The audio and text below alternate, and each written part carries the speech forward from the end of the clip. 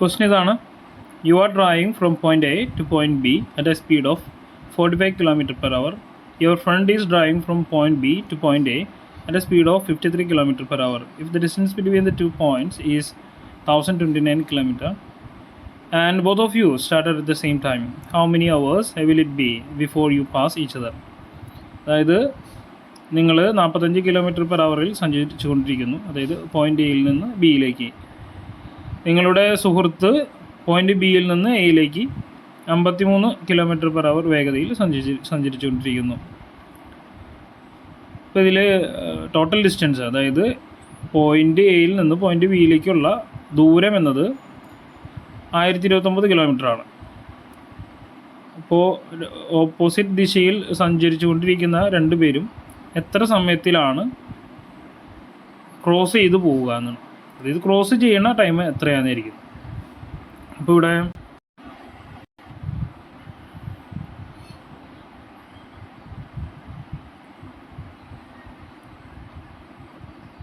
ഇത് point A, ഇത് point B, മൊത്തം ദൂരം എന്നത് 1029 കിലോമീറ്റർ. അപ്പോൾ രണ്ട് പേരും ഒരു പോയിന്റിൽ മീറ്റ് ചെയ്യുന്നു എന്ന് വിചാരിക്കുക. എയിൽ നിന്ന് ബിയിലേക്ക് പോകുന്ന ആളുടെ സ്പീഡ് എന്നത് 45 ആണ്. തിരിച്ചിങ്ങോട്ടുള്ള ആളുടെ സ്പീഡ് എന്നത് 53 ആണ്. ഇപ്പോൾ ഇതിൻ്റെ ടോട്ടൽ ദൂരം, അതായത് മൊത്ത ദൂരം എന്ന് പറയുന്നത് 1029 കിലോമീറ്ററാണ്. അപ്പോൾ രണ്ട് ഡിഫറെൻ്റ് ആൾക്കാർ ഡിഫറെൻറ്റ് സ്പീഡിലാണ് സഞ്ചരിച്ചുകൊണ്ടിരിക്കുന്നത്. അപ്പോൾ ഇങ്ങനെ ഓപ്പോസിറ്റ് ദിശയിലേക്ക് സഞ്ചരിക്കുമ്പോൾ ഇപ്പോൾ റിലേറ്റീവ് സ്പീഡ് എന്ന് പറയാം. അപ്പോൾ അതിൻ്റെ ഫോർമുല എങ്ങനെയാണെന്ന് വെച്ചിട്ടുണ്ടെങ്കിൽ, സെയിം ഡിസ്റ്റൻസ് ആണെന്നുണ്ടെങ്കിൽ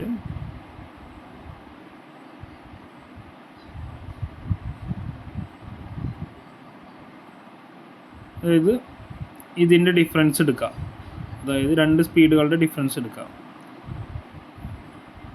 S1 minus S2. Opposite direction ആണെന്നുണ്ടെങ്കിൽ ഇതിൻ്റെ ഡിഫറൻസ് അല്ല, ഇതിൻ്റെ രണ്ടും കൂടി കൂട്ടിയിട്ടുള്ളത്, അതായത് S1 പ്ലസ് S2. ഇതാണ് ഇത് രണ്ട് കേസിൽ എടുക്കേണ്ട ഫോർമുല. നമ്മൾക്ക് സാധാരണ സ്പീഡിൻ്റെയും ഡിസ്റ്റൻസിൻ്റെയൊക്കെ ഫോർമുല അറിയാമല്ലോ അല്ലേ? പറയാം, ഇത് മാച്ചളയട്ടോ. അപ്പോൾ ഇവിടെ സ്പീഡ് എന്ന് പറയുമ്പോൾ ഇവിടെ ഓപ്പോസിറ്റ് ഡയറക്ഷനാണല്ലോ. അപ്പോൾ ഇത് രണ്ടും കൂട്ടിയിട്ടുള്ള സ്പീഡായിരിക്കും കണക്കിലെടുക്കുക. അപ്പോൾ അതായത് സ്പീഡ് എന്ന് പറയുമ്പോൾ 45 പ്ലസ് 53. അപ്പോൾ ടോട്ടൽ സ്പീഡ് എന്ന് പറയുമ്പോൾ 98 വരും. 98 km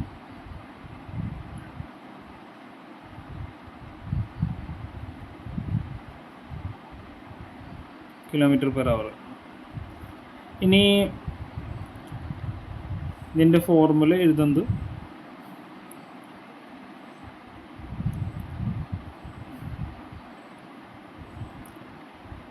ഡിസ്റ്റൻസ് ഈക്വൽ ടു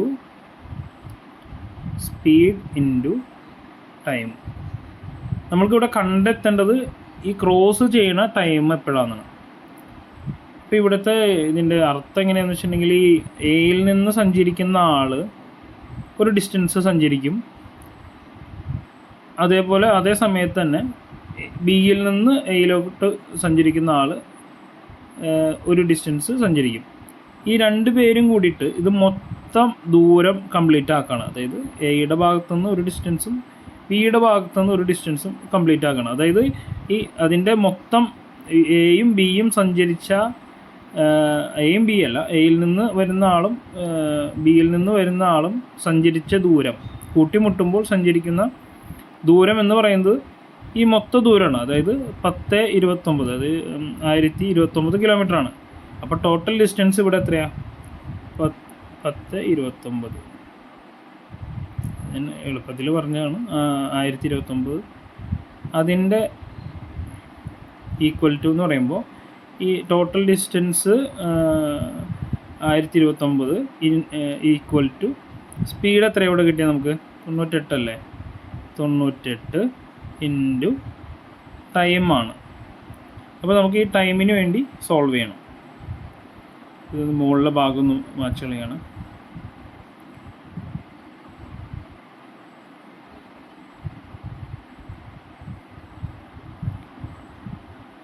അപ്പോൾ ഇത് സോൾവ് ചെയ്യാം. ഇപ്പോൾ ടിക്ക് മാത്രമായിട്ട് എടുക്കുമ്പോൾ 1029 ഡിവൈഡഡ് ബൈ ഈ 98 ഇതിൻ്റെ താഴെ വരും, 98 ഈക്വൽ ടു ടൈം. ഇതിങ്ങനെ വെട്ടി പോകുമ്പോൾ നമുക്ക് എത്ര കിട്ടും? മൊത്തം ടി ഈക്വൽ ടു എന്നുള്ളത് 10.5 എന്ന് ലഭിക്കും.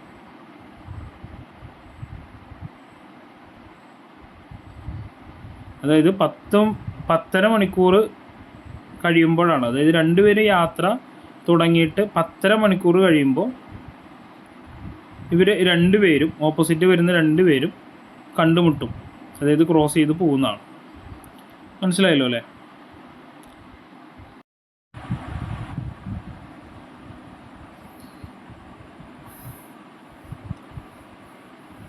₹1,080 invested for 3 months gave an interest of ₹27. The simple rate of interest per annum was എന്ന് വെച്ചിട്ടുണ്ടെങ്കിൽ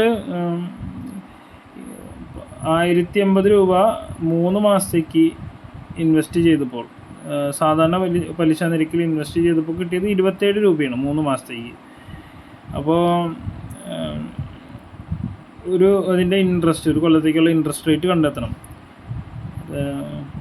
എമൗണ്ട് ഈക്വൽ ടു PTR/100 ആണ് ഇതിൻ്റെ ഫോർമുല. PTR/100 ആണ് ഫോർമുല. ഇതിപ്പോൾ ഇവിടെ തന്നിട്ടുള്ളത് 3 മാസത്തേക്കാണ്. അപ്പോൾ ഒരു കൊല്ലത്തേക്ക് എത്ര ഇൻട്രസ്റ്റ് കിട്ടിയെന്ന് കണക്കാക്കാൻ വേണ്ടിയിട്ട് ഇതിനെ 4 കൊണ്ട് ഇൻഡ് ചെയ്താൽ മതി. അതായത് 3 മാസം എന്ന് പറയുന്നത്, 3 മാസം എന്ന് പറയണത് ഒരു കൊല്ലത്തിൻ്റെ എത്രയാണ്?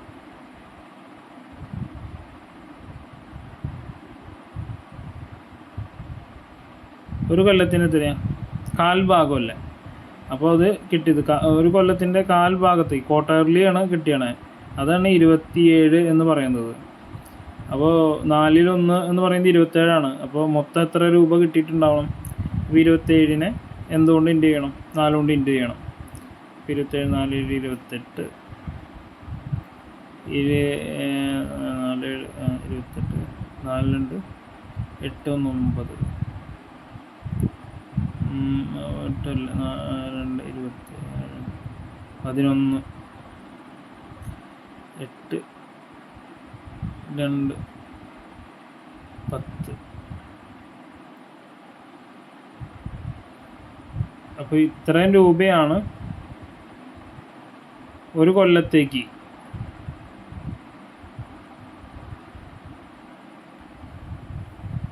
$1 year കിട്ടിയാണ്.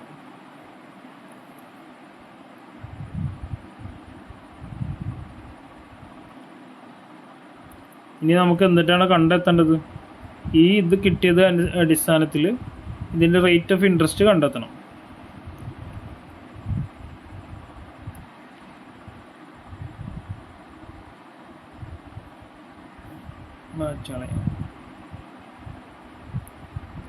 അപ്പോൾ ഒരു കൊല്ലത്തേക്കുള്ള ഇൻട്രസ്റ്റ് എന്ന് പറയുന്നത് 108 രൂപയാണ്. അപ്പോൾ 1080 രൂപയുടെ എത്ര ശതമാനമാണ്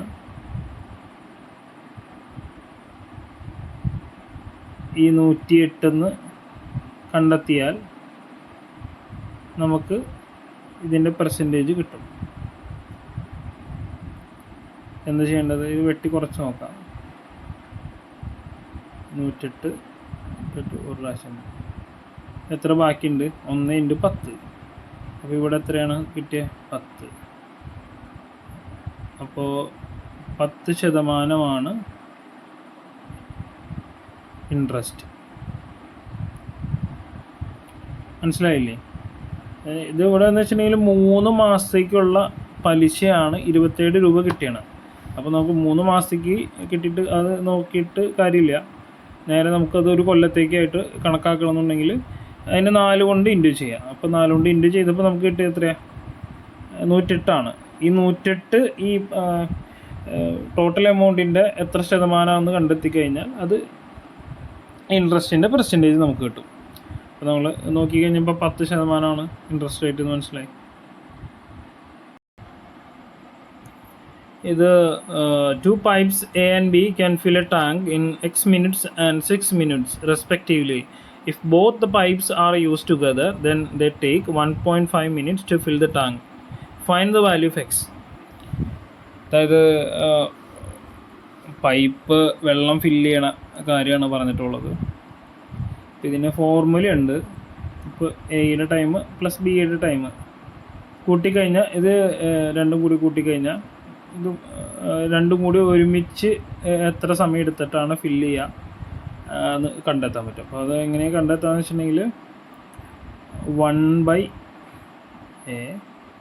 + 1/B = 1/AB. ഇതിങ്ങനെയല്ല, നിങ്ങൾക്ക് മനസ്സിലാവാൻ വേണ്ടിയിട്ടാണ്. അതായത് ഇപ്പോൾ എയുടെ ടൈമും 1/Aയുടെ ടൈമും 1/Bയുടെ ടൈമും കൂട്ടിക്കഴിയുമ്പോൾ കിട്ടുന്നത് 1/Aയും Bയും എടുക്കുന്ന സമയം. അപ്പോൾ ഇവിടെ നമുക്ക് കിട്ടിയ കാര്യങ്ങളൊക്കെ നമുക്ക് എടുത്തെഴുതാം. അതേപോലെ എടുത്തെഴുതാം. ആദ്യം എയുടെ ടൈം എന്ന് പറയുന്നത് 1/X ആണ്, പ്ലസ് ബിയുടെ ടൈം എന്ന് പറയുന്നത് 1/R ആണ്. ഇപ്പോൾ നമുക്ക് പിന്നെ എങ്ങനെയാണ് രണ്ടുപേരും കൂടി എടുക്കുന്ന ടൈം എത്രയാണ്? അത് 1.5 മിനിറ്റ് ആണ്. 1.5 മിനിറ്റ്. അപ്പോൾ 1/1. ഈ പോയിൻ്റ് ഇടാൻ ഇച്ചിരി ബുദ്ധിമുട്ടാണ്. 1.5. ഇനിയിപ്പോൾ എന്ത് ചെയ്യണമെന്ന് വെച്ചിട്ടുണ്ടെങ്കിൽ ഈ 1/X കിട്ടാൻ വേണ്ടിയിട്ട് നമ്മൾക്ക് ഈ 1/1.5 നിന്ന് ഈ പറഞ്ഞ 1/6 കുറയ്ക്കണം. അപ്പോൾ ഇങ്ങനെ എഴുതാം. 1/X = 1/1.5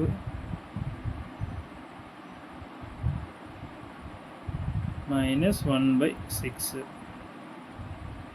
ഇതിങ്ങനെ ചെയ്യാം. ഇത് എളുപ്പമായിട്ട് ചെയ്യാമെന്ന് വെച്ചാൽ ഇതിൻ്റെ LCM എടുക്കുമ്പോൾ 15ൻ്റെയും 6ൻ്റെ LCM എടുക്കുമ്പോൾ നമുക്ക് എത്ര കിട്ടും? അല്ല 15 അല്ല സോറി 1.5 ആണല്ലേ. അപ്പോൾ നമുക്ക് ഇങ്ങനെ ഇൻറ്റു ചെയ്താൽ മതി. മുകളിലോട്ട് മൾട്ടിപ്ലൈ ചെയ്യുക, എന്നിട്ട് 2 താഴത്തെ 2 ഇൻറ്റു ചെയ്യാം. അപ്പോൾ ഇവിടെ ഇങ്ങനെ കിട്ടും. മുകളിൽ 6 മൈനസ് 1.5 ഡിവൈഡഡ് ബൈ 6 × 30 3 ഒരു 6 9. അപ്പോൾ ഇത് പോയിൻ്റ് ആയതുകൊണ്ട് 9 മാത്രം കണക്ക് കൂട്ടിയാൽ മതി. അപ്പോൾ ഇവിടെ എത്രയും 6ൽ നിന്ന് 1.5 പോയി കഴിഞ്ഞാൽ എത്ര കിട്ടും? 4.5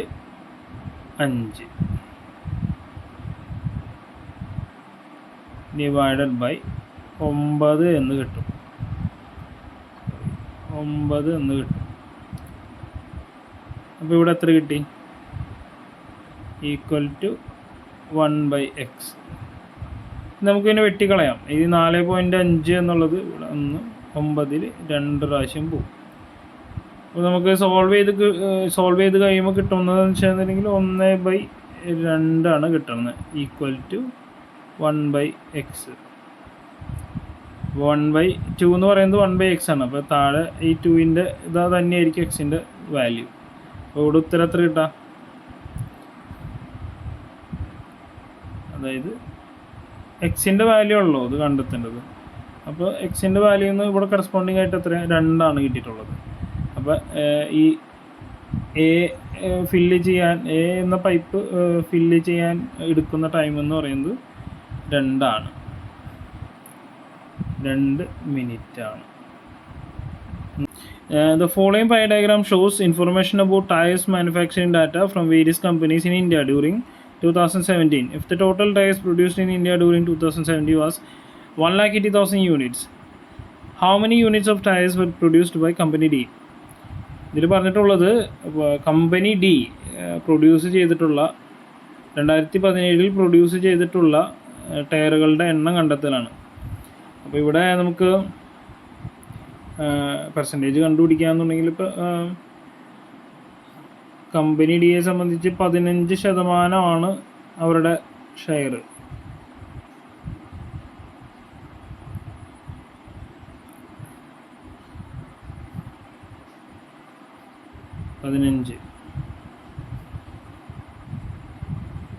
ഇതിന് ടോട്ടൽ കൊണ്ട് മൾട്ടിപ്ലൈ ചെയ്ത് കഴിഞ്ഞാൽ നമുക്ക് ഉത്തരം കിട്ടും.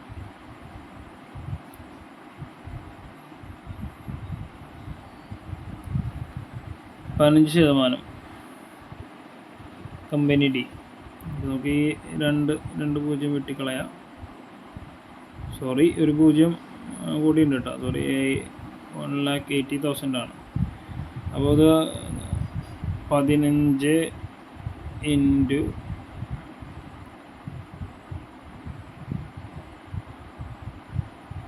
ഇതായിരിക്കും ഉത്തരം. നമുക്ക് 15 ഇൻറ്റു 18 ഇൻറ്റു നോക്കാം. 5 40 0 4 1 8 8 4 12 പിന്നുള്ളത് 15.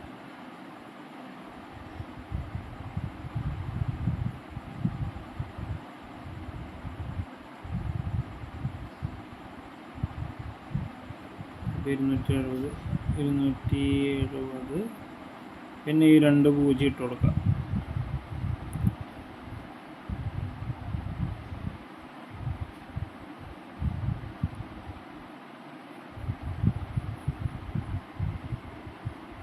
ഇതാണ് ഉത്തരം.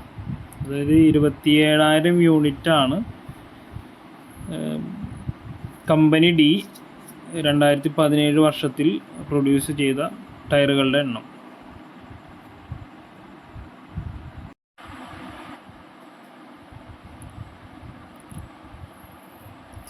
ഇവിടെ ചോദ്യത്തിൽ പറഞ്ഞിട്ടുള്ളത് പ്രോബബിലിറ്റിയുടെ ഒരു ക്വസ്റ്റ്യൻ ആണ്. അതിൻ്റെ സാമ്പിൾ സ്പേസ് കണ്ടെത്താനാണ്. 4 കോയിനുകൾ ടോസ് ചെയ്താൽ കിട്ടുന്ന സാമ്പിൾ സ്പേസുകൾ എത്രയാണെന്ന് കണ്ടെത്താനാണ്. അപ്പോൾ ഈ സാമ്പിൾ സ്പേസിന് ഫോർമുല എന്ന് പറയുന്നത് ഇതിൻ്റെ പ്രോബബിലിറ്റി, അതായത് ഒരു കോയിൻ ടോസ് ചെയ്യുമ്പോൾ നമുക്ക് എത്ര കിട്ടും? ഒന്നില്ലെങ്കിൽ ഹെഡായിരിക്കും, അതിൻ്റെ ചാൻസ് എന്ന് പറയുന്നത് ഹെഡായിരിക്കും അല്ലെങ്കിൽ ടെയിലായിരിക്കും. അപ്പോൾ എന്തായിരിക്കും? ഒരു കോയിൻ ടോസ് ചെയ്യുമ്പോൾ അതിൻ്റെ സാമ്പിൾ സ്പേസ് എന്ന് പറയുന്നത് 2 ആണ്. ഇതിലല്ലെങ്കിൽ ഹെഡിൽ അല്ലെങ്കിൽ ടെയിലിൽ ഏതെങ്കിലും ഒരാണ് ഒരു ഇതായിരിക്കും വരാം. അപ്പോൾ ഒരു കോയിൻ്റെ സാമ്പിൾ സ്പേസ് എന്ന് പറയുന്നത് 2 ആണ്. അങ്ങനെ എത്ര കോയിൻ ഉണ്ട്? 4 കോയിൻസ് ഉണ്ട്. 4 കോയിൻസ് ഉണ്ടെന്നുണ്ടെങ്കിൽ ഈ സാമ്പിൾ സ്പേസ് കണ്ടെത്താൻ വേണ്ടിയിട്ട് എന്ത് ചെയ്യണം? ഈ ആദ്യത്തെ ഒരു കോയിൻ്റെ കിട്ടിയത് 2 ആണെന്ന് വയ്ക്കുക. എന്നിട്ട് ഓരോ കോയിനുകളുടെയും സാമ്പിൾ സ്പേസ് തമ്മിൽ എത്ര എണ്ണം ഉണ്ടോ അത്ര എണ്ണം തമ്മിൽ ഗുണിക്കുക. ഇവിടെ 4 എണ്ണമാണ് തന്നെയാണ്. അപ്പോൾ 4 അതിൻ്റെ സാമ്പിൾ സ്പേസ് ഒരെണ്ണത്തിൻ്റെ ഇൻഡിവിജ്വലായിട്ട് നോക്കുമ്പോൾ 2 ആണ്. അങ്ങനെ 4 എണ്ണത്തിൻ്റെ നോക്കുമ്പോൾ 2 × 2 × 2 2 × 2 × 2 × 2. അപ്പോൾ അതായത് 16 ആണ്. ഇതാണ് ഇതിൻ്റെ സാമ്പിൾ സ്പേസ് എന്ന് പറയുന്നത്. 4 കോയിൻ ടോസ് ചെയ്യുമ്പോൾ കിട്ടുന്ന സാമ്പിൾ സ്പേസ് എന്ന് പറയുന്നതാണ് ഈ 16. മനസ്സിലായില്ലേ? ഇത് ഞാൻ പറഞ്ഞുതരാം. ഇതൊന്ന് കുറച്ചുകൂടി എക്സ്പ്ലെയിൻ ചെയ്തു തരാം. ഇപ്പോൾ ഒന്ന് ഇത് മായ്ക്കാം. ഇപ്പോൾ ഈ ക്വസ്റ്റ്യൻ്റെ ആൻസർ 16 ഇങ്ങനെയാണ് ഇത് കണ്ടെത്തുക. ഇപ്പോൾ നിങ്ങൾക്ക് 2 കോയിനാണ് ചോദിച്ചതെന്നുണ്ടെങ്കിൽ ഇപ്പം ഇത് രണ്ട് കോയിനാണ് ചോദിച്ചതെന്നുണ്ടെങ്കിൽ നമുക്കിങ്ങനെ എഴുതിയാൽ മതി. 2 ഇൻറ്റു 2 കോയിനാണ് ചോദിച്ചതെന്നുണ്ടെങ്കിൽ അപ്പോൾ അതിൻ്റെ 4 ആയിരിക്കും. അപ്പോൾ 3 ആണെന്നുണ്ടെങ്കിൽ 2 ഇൻറ്റു 2 ഇൻറ്റു 2 അത് 8 ആയിരിക്കും. ഇവിടെ അതിൻ്റെ ഉത്തരം 16. ഇതിൻ്റെ ഒരു എക്സ്പ്ലെയിൻ ചെയ്ത് തരാമെന്ന് വെച്ചിട്ടുണ്ടെങ്കിൽ മാച്ച് തരാം.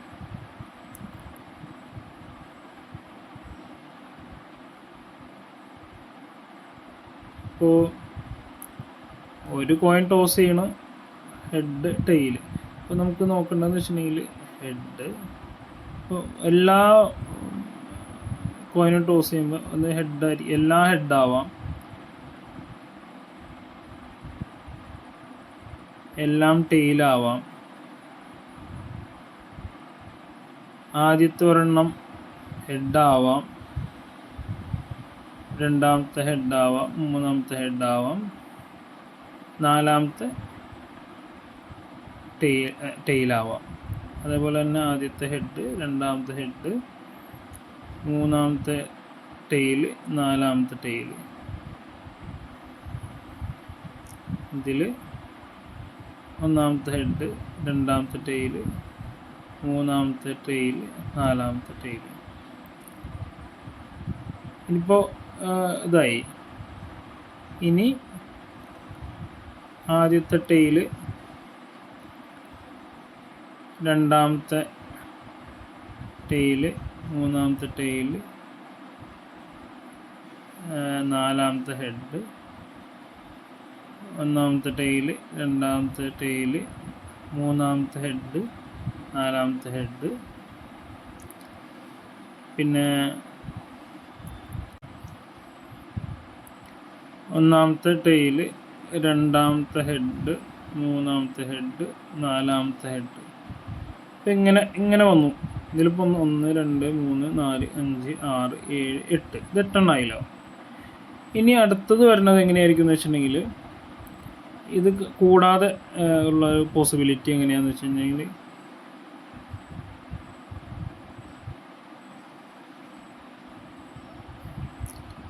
ആദ്യത്തെ ഹെഡ്, രണ്ടാമത്തെ ടെയിൽ, മൂന്നാമത്തെ ഹെഡ്, നാലാമത്തെ ഹെഡ്. പിന്നെ ആദ്യത്തെ ഹെഡ്, രണ്ടാമത്തെ ഹെഡ്, മൂന്നാമത്തെ ടെയിൽ, നാലാമത്തെ ഹെഡ്. പിന്നെ ആദ്യത്തെ ഹെഡ്, രണ്ടാമത്തെ ടെയിൽ, മൂന്നാമത്തെ ടെയിൽ, നാലാമത്തെ ഹെഡ്. പിന്നെ ആദ്യത്തെ ഹെഡ്, രണ്ടാമത്തെ ടെയിൽ, മൂന്നാമത്തെ ഹെഡ്, നാലാമത്തെ ടെയിൽ. ഇനി ഇത് നേരെ തിരിച്ചും വരും. ആദ്യത്തെ ടെയിൽ, രണ്ടാമത്തെ ഹെഡ്, മൂന്നാമത്തെ ടെയിൽ, നാലാമത്തെ ടെയിൽ, ഒന്നാമത്തെ ടെയിൽ, രണ്ടാമത്തെ ടെയിൽ, മൂന്നാമത്തെ ഹെഡ്, നാലാമത്തെ ടെയിൽ. ഇനി ആദ്യത്തെ ടെയിൽ, രണ്ടാമത്തെ ഹെഡ്, മൂന്നാമത്തെ ഹെഡ്, നാലാമത്തെ ടെയിൽ. ഇനി ആദ്യത്തെ ടെയിൽ, രണ്ടാമത്തെ ഹെഡ്, മൂന്നാമത്തെ ടെയിൽ, നാലാമത്തെ ഹെഡ്. അപ്പോൾ ആദ്യത്തെ ഒരു 8 എണ്ണത്തിൻ്റെ പറഞ്ഞു. പിന്നെ ഇനി വരുന്നത് ഇങ്ങനത്തെയാണ് സാമ്പിൾ സ്പേസ്. അപ്പോൾ ഇത് 1 2 3 4 5 6 7 8 ഇപ്പം ഇങ്ങനെ വരാം. അപ്പോൾ ഇതെല്ലാം കൂട്ടി കഴിയുമ്പോൾ നമുക്ക് കിട്ടുന്നത് എത്രയാണ്? 16 കിട്ടുക. മനസ്സിലായില്ലേ? നേരത്തെ കൂട്ടിയിട്ട് ഇതെല്ലാം കൂടി എഴുതാനുള്ള സ്പേസ് ഇവിടെ ഇല്ലാത്തതുകൊണ്ടാണ് ഞാൻ 2 പ്രാവശ്യമായിട്ട് എഴുതിയത്. ഇതാണ്. ഇത് നിങ്ങളുടെ ഫോർമുല വെച്ചാൽ മതി. ഇത് കൂടുതൽ ഇങ്ങനെ പഠിക്കേണ്ടത്. നിങ്ങൾക്കൊരു ഐഡിയ കിട്ടാൻ വേണ്ടിയിട്ടാണ് ഞാനിത് ഒന്ന് എക്സ്പ്ലെയിൻ ചെയ്ത് തന്നത്. നേരിട്ട് ഫോർമുല അപ്ലൈ ചെയ്യുക. അതായത് 2 × 2 × 2, അത് ഓരോ കോയിനും 2 വെച്ച് ഇൻറ്റു ചെയ്യുക. അല്ലാന്നുണ്ടെങ്കിൽ ഇങ്ങനെ എഴുതാം, എത്ര കോയിൻ ഉണ്ട്. ഇപ്പോൾ സാമ്പിൾ സ്പേസ് ഒരെണ്ണത്തിൻ്റെ എന്ന് വെച്ചിട്ടുണ്ടെങ്കിൽ 2 ആണല്ലോ. ഈ 2ൻ്റെ മുകളിൽ എത്ര ഉണ്ടെന്ന് നോക്കുക, എത്ര കോയിൻ ഉണ്ടെന്ന് നോക്കുക, എന്നിട്ട് 4 എഴുതാം. അപ്പോൾ ഇതായിരിക്കും ഉത്തരം. ഇതും 16. ഓക്കെ. ഇതിപ്പോൾ കുറേ നമ്പറുകളും സൈനും പിന്നെ ലെറ്ററുകളൊക്കെ തന്നിട്ടുണ്ട്.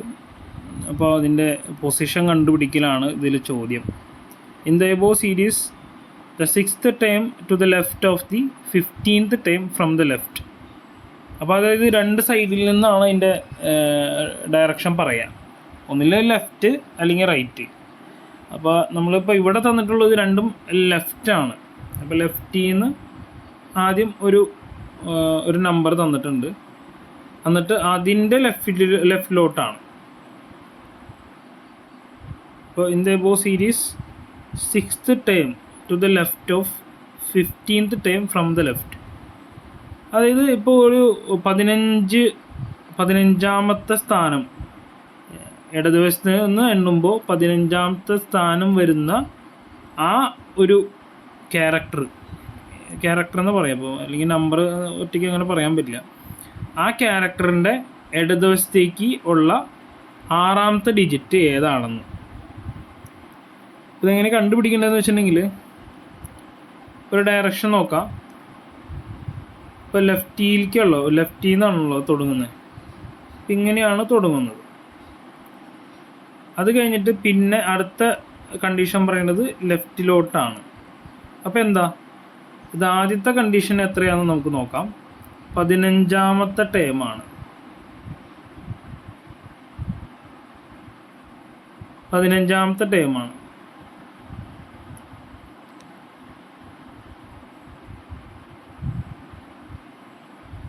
പതിനഞ്ചാമത്തെ ടേം എന്ന് പറയുമ്പോൾ ലെഫ്റ്റിൽ നിന്ന് എണ്ണുമ്പോൾ 15ാമത്തെ ടേം. അത് കഴിഞ്ഞിട്ട് പിന്നെ എങ്ങോട്ടാണ് പോകണത്? ഈ ടൈമിൽ നിന്ന് ഈ പറഞ്ഞ 15ാമത്തെ ടൈമിൽ എത്തിക്കഴിഞ്ഞിട്ട് പിന്നെ ലെഫ്റ്റിലോട്ട് തിരിച്ചാണ് പോകുന്നത്. അപ്പോൾ സീരീസിൻ്റെ ലെഫ്റ്റ് എൻഡ് എന്ന് പറയുന്നത് പിയിൽ നിന്ന് തുടങ്ങുന്ന ഈ ഭാഗമാണ്. അതിൽ നിന്ന് തുടങ്ങിയിട്ട് റൈറ്റിലോട്ട് പോകും. റൈറ്റിലോട്ട് പോയിട്ട് പിന്നെ ആ പൊസിഷൻ എത്തിക്കഴിയുമ്പോൾ 15ാമത്തെ ക്യാരക്ടർ എത്തിക്കഴിയുമ്പോൾ പിന്നെ തിരിച്ച് ലെഫ്റ്റിലോട്ടാണ് പോണത്. ആ വന്ന വഴി തിരിച്ചാണ് പോണത്. അപ്പോൾ എന്തായിരിക്കും, ഈ മൊത്തം പൊസിഷൻ്റെ ഈ 15ൽ നിന്ന് 6ാമത്തെ ഇടതുവശത്തുള്ള ക്യാരക്ടറാണ് കണ്ടെത്തേണ്ടത്. ഇത് കണ്ടെത്താൻ വേണ്ടിയിട്ട് എളുപ്പ വഴിയുണ്ട്. ഒന്നില്ലെങ്കിൽ നിങ്ങൾക്ക് 15 വരെ എണ്ണിയിട്ട് അത് പിന്നെ തിരിച്ച് ആ കിട്ടുന്ന ക്യാരക്ടറിൻ്റെ അവിടെ നിന്ന് 6ാമത്തെ പൊസിഷനിലേക്ക് തിരിച്ച് എണ്ണിയാൽ മതി. അതിന് പകരം ഇപ്പോൾ നമുക്ക് സമയമില്ലല്ലോ. സമയം ഇപ്പോൾ ഒരു എക്സാമിനെ സംബന്ധിച്ച് ഏറ്റവും ക്രൂഷ്യലായിട്ടുള്ളത് ടൈമാണ്. അപ്പോൾ നമുക്ക് അങ്ങനെ എണ്ണി ഇരിക്കാനുള്ള ടൈം ഇല്ലാത്തതുകൊണ്ട് നമ്മൾ ഇതിൻ്റെ എളുപ്പവിദ്യകൾ കണ്ടെത്തണം. ഇപ്പം നമുക്കിവിടെ നോക്കുമ്പോൾ ഈ 15ൽ നിന്ന് ഈ 6 കുറച്ച് കഴിഞ്ഞാൽ, അതായത് ഒരു ഡയറക്ഷനിലേക്ക് വന്നു പിന്നെ അതിൻ്റെ ഓപ്പോസിറ്റ് ഡയറക്ഷനിലേക്ക് തിരിച്ചു പോവുകയാണെന്നുണ്ടെങ്കിൽ ഇത് തമ്മിൽ ഉള്ള ഡിഫറൻസ് എടുക്കാം. ഇത് ഓപ്പോസിറ്റ് ഡയറക്ഷൻ ആണെങ്കിൽ ഇത് തമ്മിലുള്ള ഡിഫറൻസ്. അപ്പോൾ ഇവിടെ ഡിഫറൻസ് എന്നുള്ളത് 9 ആണ്. 9 ആണ് ഡിഫറൻസ്. അപ്പോൾ എന്താ ചെയ്യേണ്ടത്? ഇതിപ്പോൾ ലെഫ്റ്റിൽ നിന്ന് വന്നു, അത് കഴിഞ്ഞിട്ട് തിരിച്ച് ലെഫ്റ്റിലോട്ട് 6 പുറകിലോട്ട് തന്നെ 6 പോയി. 15 വന്നു, തിരിച്ച് പുറകിലോട്ട് 6 എണ്ണം പോയി. അപ്പോൾ എന്ത് ചെയ്യും? അതിൻ്റെ പൊസിഷൻ എന്ന് പറയുന്നത് ആക്ച്വൽ ഈ ഇവിടെ ഉദ്ദേശിക്കുന്ന ആ ക്യാരക്ടറിൻ്റെ പൊസിഷൻ എന്ന് പറയുന്നത് 9th ഫ്രം ദ ലെഫ്റ്റ് ആയിരിക്കും.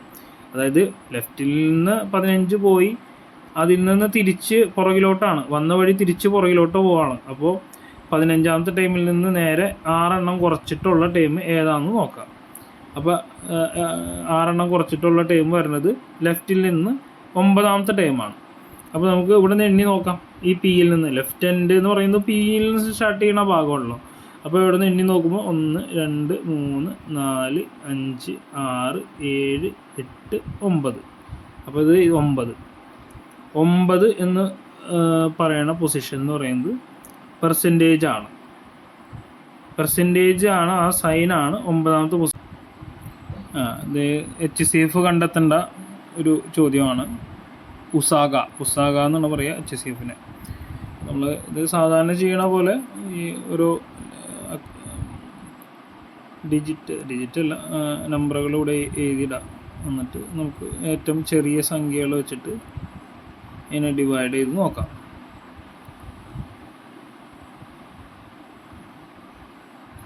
HCF എന്ന് പറയുമ്പോഴേ ഈ 3 സംഖ്യകളിലും കൂടിപ്പോകുന്ന ഏറ്റവും വലിയ സംഖ്യ എന്നാണ് അതിൻ്റെ അർത്ഥം. അപ്പോൾ നമ്മൾ സാധാരണയായിട്ട് 2 തൊട്ടാണ് ഇത് ഡിവൈഡ് ചെയ്ത് നോക്കുക. ഏറ്റവും ചെറിയ സംഖ്യ ഒന്നുകൊണ്ട് ഡിവൈഡ് ചെയ്തിട്ട് ഉപകാരമില്ല. അപ്പോൾ അതുകൊണ്ട് 2 ഇട്ട് നോക്കാം. അപ്പോൾ എല്ലാം ഇരട്ട സംഖ്യ ആയതുകൊണ്ട് 2 പോകുന്നുള്ള കാര്യം ഉറപ്പാണല്ലോ. അപ്പോൾ ആദ്യത്തെ 16ന് 8, 72നെ നേർ പകുതിയാകുമ്പോൾ 2 പോകും, ഒരു 36. 28 എന്ന് പറയുന്നത് പകുതിയാകുമ്പോൾ 14. അത് 2 കൊണ്ട് ഇൻറ്റു ചെയ്യുമ്പോൾ 14 ഇൻറ്റു 2 28, അപ്പോൾ 14. ഇനി അടുത്തത് ഇപ്പോൾ ഇരട്ട സംഖ്യയാണല്ലോ, 3 കിട്ടിയത് ഇരട്ട സംഖ്യയാണ്. അപ്പോൾ അതിന് നമുക്ക് ഡിവൈഡ് ചെയ്യാം. അപ്പോൾ 2 കൊണ്ട് ഡിവൈഡ് ചെയ്യുമ്പോൾ കിട്ടുന്നത് 4. ഇവിടെ 36 എന്ന് പറയുമ്പോൾ 18, പിന്നെ കിട്ടുന്നത് 7. ഇനി നമുക്കത് ഡിവൈഡ് ചെയ്യാൻ നോക്കുമ്പോൾ കോമൺ ആയിട്ടുള്ള ഒരു നമ്പർ നമുക്ക് കിട്ടുന്നില്ല. കോമൺ ആയിട്ട് നമ്പർ കിട്ടുന്നത് വെച്ച് കഴിഞ്ഞാൽ ഇരട്ട സംഖ്യ, 2 ഇരട്ട സംഖ്യ, 1 ഒറ്റ സംഖ്യ. അപ്പോൾ 2ലും പോകുന്ന ഒരു സംഖ്യ കിട്ടുന്നില്ല. അപ്പോൾ 7 ഒരു പ്രൈം നമ്പർ ആയിപ്പോയി. അത് വേറെ ഇതിൽ ഡിവൈഡ് ചെയ്യാനും പറ്റില്ല. അപ്പോൾ നമ്മൾ ഈ HCF കണക്കാക്കുമ്പോൾ ഈ ലെഫ്റ്റ് സൈഡിൽ എത്ര സംഖ്യകൾ കിട്ടിയിട്ടുണ്ട് അതിൻ്റെ പ്രൊഡക്റ്റാണ് എടുക്കുക. ഇപ്പോൾ ഇവിടുത്തെ കേസിൽ ഈ ലെഫ്റ്റ് സൈഡിൽ ഈ 2 അപ്പോൾ 2 ഇൻറ്റു 2. അപ്പോൾ ഈ സംഖ്യകളുടെ HCF എന്ന് പറയുമ്പോൾ HCF ഈക്വൽ ടു 2 ഇൻറ്റു 2, അതായത് 4. ഇതൊരു സിമ്പിൾ ചോദ്യമാണ്, പക്ഷേ നമ്മളെ കൺഫ്യൂഷൻ ആക്കാൻ വേണ്ടിയിട്ടാണ് ഇത് ഡെസിമലാക്കി കൊടുത്താണ്. അപ്പോൾ 551 ഡിവൈഡഡ് ബൈ 29 എന്ന് പറയുമ്പോൾ അത് 19 ആണെന്ന് കൊടുത്തിട്ടുണ്ട്. അപ്പോൾ നേരെ തിരിച്ചാണ് ഇവിടെ വന്നിട്ടുള്ളത്. 5.51 കാരണം 0.0019. അങ്ങനെ കൊടുക്കുമ്പോൾ 29ൻ്റെ കൂടെ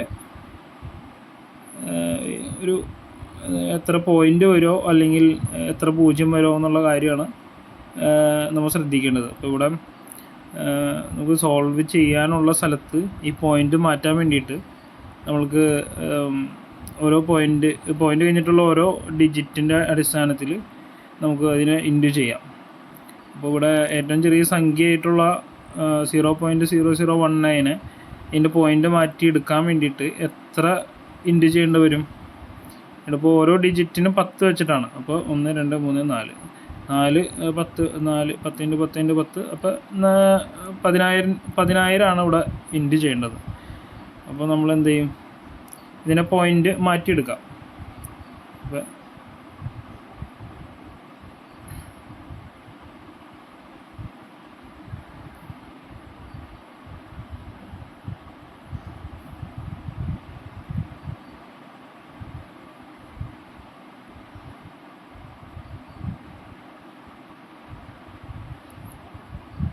ഇവിടെ 19 ആവാൻ വേണ്ടിയിട്ട് ഇവിടെ 10,000 കൊണ്ടാണ് ഇൻറ്റു ചെയ്തത്.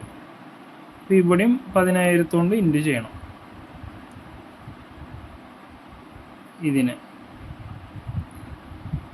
അപ്പോൾ 10,000നെ ഇൻറ്റു ചെയ്യുമ്പോൾ 2 പോയിൻ്റ് മാറ്റി ഇടുമ്പോൾ 100 കൊണ്ട് ഇൻറ്റു ചെയ്യണ ഇതാവുള്ളൂ. അപ്പോൾ 2 പോയിൻ്റ് മാറ്റിയിടുമ്പോൾ 100 കൊണ്ട് ഇൻറ്റു ചെയ്യണം, പിന്നെ 2 0 കൂടി ഇടണം. അപ്പോൾ 5500 അല്ല 55,100 വരും. ഈ 55,100നെ ഈ 19 കൊണ്ട് ഇൻറ്റു ചെയ്യുമ്പോൾ എത്ര കിട്ടും? അത്ര മാത്രം നോക്കിയാൽ മതി. അത് 551നെ ഡിവൈഡ് ചെയ്യുമ്പോൾ 29 കൊണ്ട് ഡിവൈഡ് ചെയ്യുമ്പോൾ 19 കിട്ടിയെന്നുണ്ട്. അപ്പോൾ ഏതായാലും ഈ 551 19 കൊണ്ട് ഡിവൈഡ് ചെയ്ത് കഴിഞ്ഞാൽ കിട്ടണത് 29 ആയിരിക്കും എന്നറിയാം. പിന്നീട് എന്ത് ചെയ്യണം? ഇതിൻ്റെ കൂടെ 2 പൂജ്യം ഇട്ട് കൊടുത്താൽ മതി കിട്ടിയ ഉത്തരത്തിൻ്റെ കൂടെ. അതായത് ഇത്രയും ഭാഗം ചെയ്യുമ്പോൾ തന്നെ ഇതിനെ 19 കൊണ്ട് ഇൻഡ് ചെയ്താൽ കിട്ടണ ഉത്തരം നമുക്കറിയാമല്ലോ. അത് കഴിഞ്ഞിട്ട് 2 പൂജ്യമല്ല ഇവിടെ കൂടുതലുള്ളൂ ഈ 551 സംബന്ധിച്ച്. അപ്പോൾ അവിടെ എന്ത് ചെയ്യണം? ഈ 29 ഇവിടെ എടുത്ത് എഴുതാം, പിന്നെ എക്സ്ട്രാ ഉള്ള 2 പൂജ്യം ഇവിടെ എടുത്ത് എഴുതാം. അപ്പോൾ നമുക്ക് എത്ര കിട്ടി ഉത്തരം? 2900 ഉത്തരം കിട്ടി. ഇങ്ങനെയാണ് ചെയ്യേണ്ടത്. ഇത് പോയിൻ്റ് കാണുമ്പോൾ ആരും പേടിക്കാൻ നിൽക്കണ്ട. ഈ പോയിൻ്റ് മാറ്റാനുള്ള ഒരു വിദ്യയാണത്. അല്ലെങ്കിൽ നമുക്ക് ഈസി ആയിട്ട് ചെയ്യാം. കാരണം ഡിവൈഡ് ചെയ്യുമ്പോൾ എത്ര പോയിൻ്റ് ഉണ്ട് അതിൻ്റെ അടിസ്ഥാനപ്പെടുത്തി മാറ്റി, അതായത് ഇൻഡ് ചെയ്യുമ്പോൾ എത്ര പോയിൻ്റ് കഴിഞ്ഞിട്ട് എത്ര ഡിജിറ്റ് ഉണ്ട് അത്രയും ഡിജിറ്റ് മാറ്റിയിട്ട് പോയിൻ്റ് ഇട്ടാൽ മതി. ഇത് ഡിവൈഡ് ചെയ്യുമ്പോൾ എന്ത് ചെയ്യണം? അതിന് പകരം സൈഡിൽ പൂജ്യം ഇട്ട് കൊടുക്കണം. അത്രേ ഉള്ള വ്യത്യാസം. പക്ഷേ ഇത് ഇങ്ങനെ ചെയ്യുന്നതാണ് എളുപ്പം. മനസ്സിലായില്ലേ?